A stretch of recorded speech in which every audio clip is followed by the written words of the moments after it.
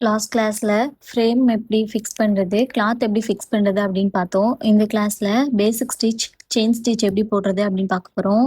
அதுக்கு இந்த சரி த்ரெட்டும் இந்த நீடில் மட்டும்தான் தேவை. இது ரெண்டையும் தான் வச்சு போட போறோம். த்ரெட்லயே 3 வெரைட்டி இருக்கு. சில்க் த்ரெட் இருக்கு. நார்மலா வந்து தப்போம்ல அந்த த்ரெட்டும் வச்சு போடலாம். இப்போ வந்து நம்ம சரி த்ரெட் வச்சு தான் போட போறோம். இதான் பிகினர்ஸ்க்கு வந்து ஈஸியா இருக்கும். ஓகேவா? அதனால நீடில வந்து துலிப் பிராண்ட் எடுத்திருக்கேன். தெரியுதா?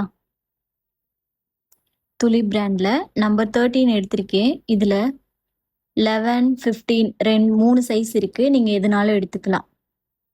வந்து இந்த பிராண்ட் எடுத்துக்கோங்க.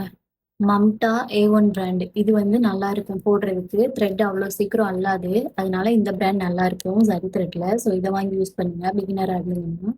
அது மாதிரி இந்த நீடில்ல இங்கே தான் நம்ம பிடிச்சி தான் ஒர்க் பண்ண போறோம். ஸோ அப்போ நமக்கு சில டைம் grip கிடைக்காது.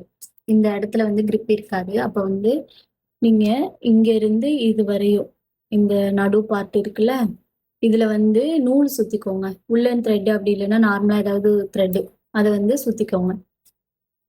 ஸ்டிச் போடுறதுக்கு முன்னாடி ஸ்கேல் வச்சு ஒரு லைன் டிரா பண்ணிக்கோங்க.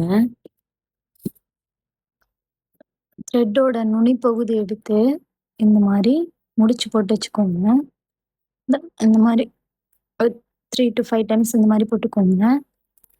போட்டீங்க அப்படின்னா இந்த மாதிரி ஒரு முடிச்சு வந்துடும். தெரியுதா? இந்த மாதிரி ஒரு முடிச்சு வந்துடும். இதை நம்ம சொன்ன மாதிரி இந்த மாதிரி வச்சு ஹோல்டு பண்ணிக்கோங்க. இப்போ த்ரெட்டை கீழே வச்சு ஸ்டிச் போட போறோம்.